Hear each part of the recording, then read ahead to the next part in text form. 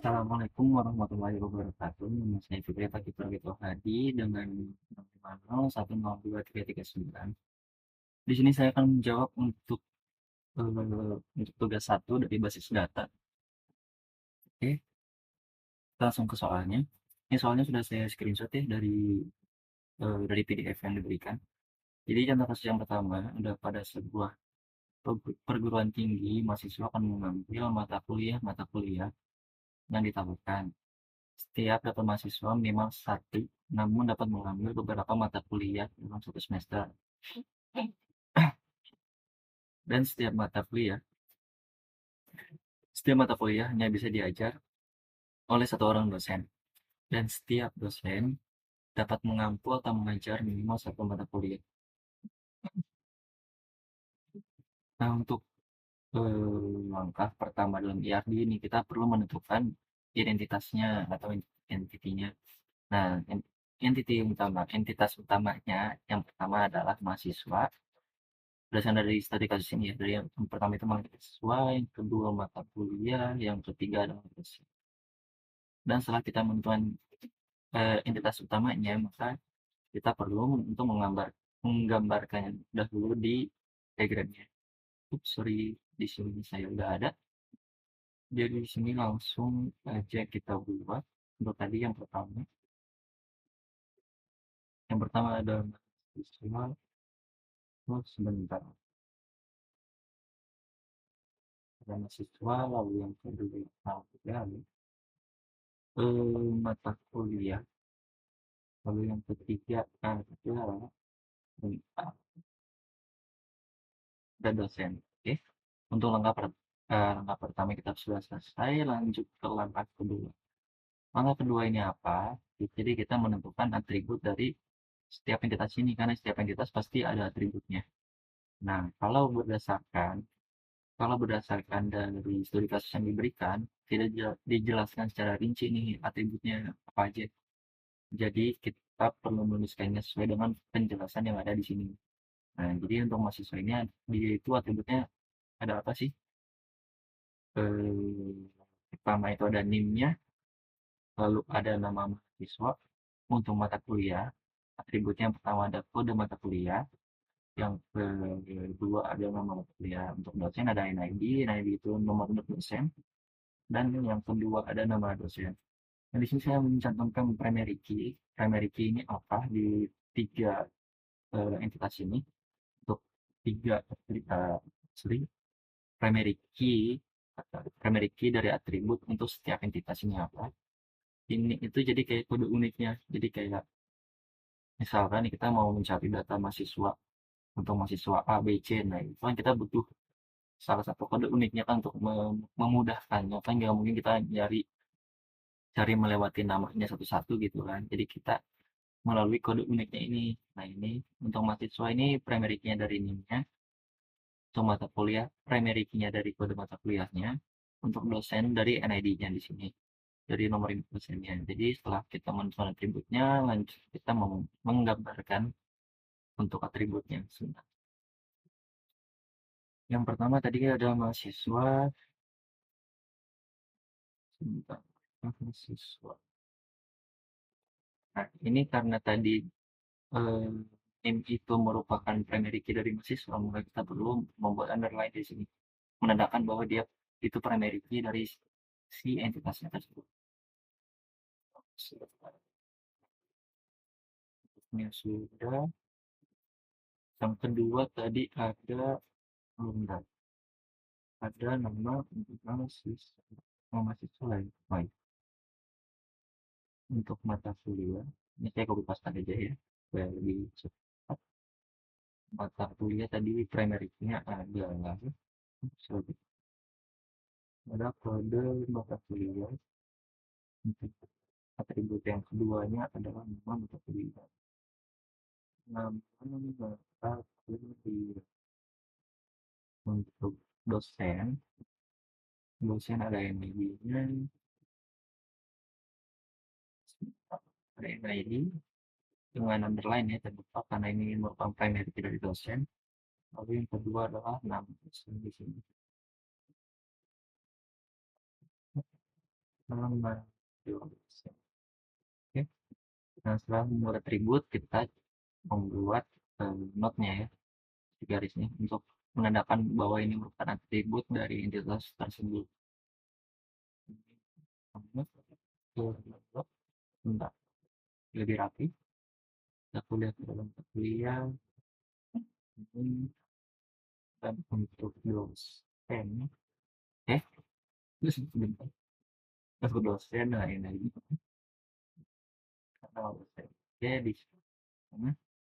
Nah, jadi sudah terbuat ya ini entitas mahasiswa dengan atributnya, entitas mata kuliah dengan atributnya, dan entitas dosen dengan mata kuliah dengan atributnya di sini. Dan ini juga ada apa namanya primary key dari setiap entitas ya. Untuk dosen yang ID, mata kuliah, kode mata kuliah, mahasiswa adalah ning-nya. Jangan lupa dengan underline-nya. Oke. Nah, langkah ketiga adalah kita menentukan relasi antar entitasnya karena setiap entitas itu pasti ada relasinya. Nah, oleh karena itu, eh, untuk memudahkannya karena ini kan agak agak sulit ya, jadi kita membuat matriks. Namanya adalah matriks relasi. Nah, di sini saya sudah membuat matriks relasi. Jadi, sorry sebentar. Jadi untuk matriks relasi di sini ada mahasiswa. Cara bacanya itu bisa dari kanan ke kiri atau kiri ke kanan. Cuma saya di sini dari kiri ke kanan aja. Mahasiswa dengan mata kuliah artinya mahasiswa meregistrasikan mata kuliah. Mata kuliah relasi adalah mahasiswa. Mahasiswa diregistrasikan ke mahasiswa. Untuk mata kuliah diajarkan dengan dosen.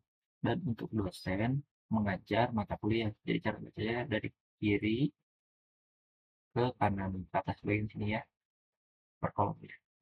Dan karena kita sudah dengan relasi, sekarang kita gambar juga relasinya di diagram ini. Bentar, ini biar lebih luas ya. Relasi di sini. Relasi mahasiswa dengan mata kuliah itu adalah meregistrasikan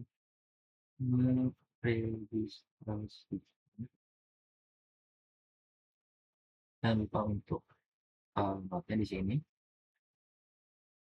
Lalu yang kedua adalah relasi antar dosen, relasi dosen dan mata kuliah itu jadi mengajar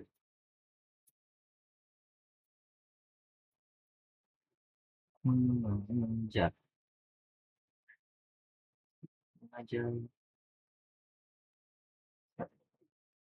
Nah, jadi dosen relasi dan mata kuliah itu mengajar, lalu mahasiswa relasi dan mata kuliah adalah meregistrasikan. Nah ini, oh iya, ini saya lupa menjelaskan sedikit. Jadi untuk entitas itu memang sudah cara umumnya adalah mahasiswa itu menggunakan palet yang berbentuk kotak. Untuk atribut itu yang oval dan untuk relasi itu yang ketupat ya, bentuk ketupat. Jadi memang sudah cara umum memang seharusnya seperti itu. Oke, kita lanjut ke langkah keempat. Jadi langkah keempat ini kita menentukan derajat relasi untuk setiap relasi. Jadi setiap relasi itu kan punya derajat kardinalitasnya. Nah, sesuai dengan studi kasus yang diberikan di sini, jadi ada banyak mahasiswa meregistrasikan banyak mata kuliah ya. Dari sini banyak mahasiswa meregistrasikan banyak mata kuliah kan di sini dapat mengambil beberapa mata kuliah dalam satu semester artinya banyak. Lalu yang kedua adalah banyak dosen mengajar minimal satu mata kuliah. Jadi banyak dosen mengajar setiap dosen mengajar minimal satu mata kuliah dan setiap mata kuliah hanya bisa diajar oleh satu orang dosen. Artinya itu adalah satu ke banyak. Jadi ini saya sudah membuat derajat kardinalitasnya mahasiswa mata kuliah adalah banyak-banyak dan dosen dan mata kuliah adalah satu ke banyak. Dan setelah kita menentukan kardinalitasnya, kita lanjut memperbarui ya di sini ya, untuk si note-nya di sini. Jadi mahasiswa tadi itu banyak meregistrasikan mata kuliah. Sorry, di mana ini? Banyak untuk dosen. Iya, bentar lagi. Salah. Oh, salah sebentar. Dosen kita tadi hanya satu nih. Satu. Hmm. Nah, ini cara bacanya gimana? Cara membacanya itu sebentar. Cara membacanya adalah mahasiswa meregistrasikan banyak mata kuliah dari ke dari kiri ke kanan ya, berdasarkan dari si notnya ini. Untuk not 3 ini maksudnya ini artinya banyak ya. Jadi untuk dari mata kuliah merealisasikan dengan banyak mahasiswa dan satu yang di situ. Untuk dosen, cara bacanya dari dosen mengajar minimal satu mata kuliah atau minimal satu berarti artinya bisa banyak ya di situ ya. Makanya untuk notnya bentuknya seperti ini. Dan mata kuliah diajarkan oleh dosen eh, sorry tadi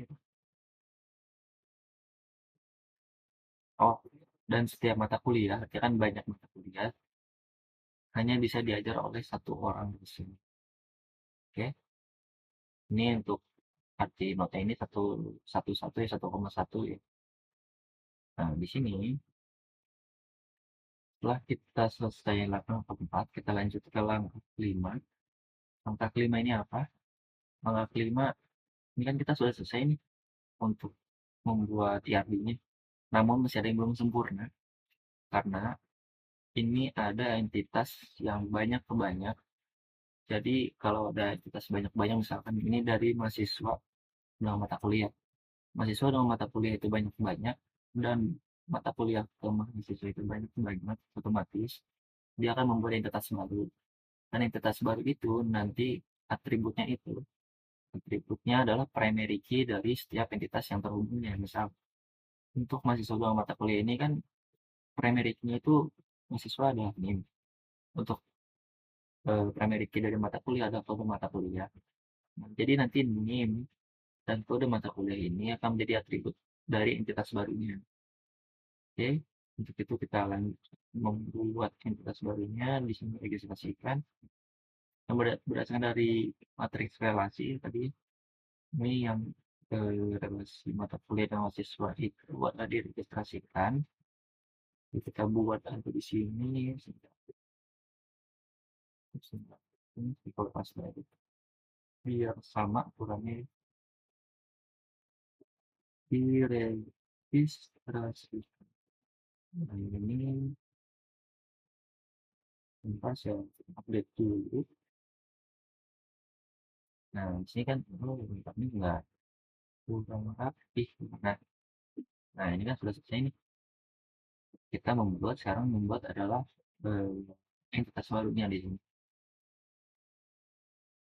Entitas baru yang bernama registrasi mata kuliah.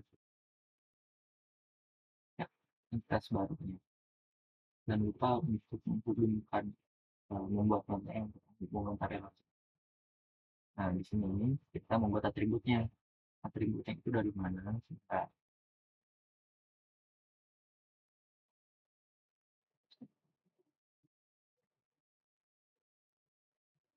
ya, nah, nah, atributnya ini dari mana? Atributnya adalah primary key dari mahasiswa, yaitu NIM, utama NIM dan underline-nya. Lalu yang kedua, atributnya adalah primary key dari mata kuliah, yaitu kode mata kuliah. Itu kode mata kuliah. Nah, itu kita gunakan di sini. Ikan. Jadi berikut adalah PRD untuk dari jawaban untuk jawaban tugas satu baris data. Di sini ada mahasiswa, data mahasiswa dengan atributnya NIM, data mahasiswa dengan primary key-nya yang adalah NIM, meregistrasikan mata kuliah, banyak mata kuliah ya. Dan di sini kita ada relasi meregistrasikan, relasi diregistrasikan, dan membuat entitas baru di sini registrasi mata kuliah. Nah, atributnya dari setiap entitas yang terhubung di sini mahasiswa mata kuliah, mendapatkan NIM dan juga kode mata kuliah. Lalu untuk apa namanya? Untuk dosen dalam mata kuliah relasi adalah mengajar, berikut adalah primary key, atribut primary key dari dosen, dan berikut ada atribut dari dosen yang kedua. Dan untuk mata kuliah, primary key pada mata kuliah, atribut keduanya adalah mata kuliah. Oke, sebentar saya cek dulu ya. Ini meregistrasikan kode mata kuliah referensi. Ya, dan berikut adalah jawaban saya untuk ERD untuk jawaban 31 berbasis data. Selesai sudah semuanya. Terima kasih atas perhatiannya. Assalamualaikum warahmatullahi wabarakatuh.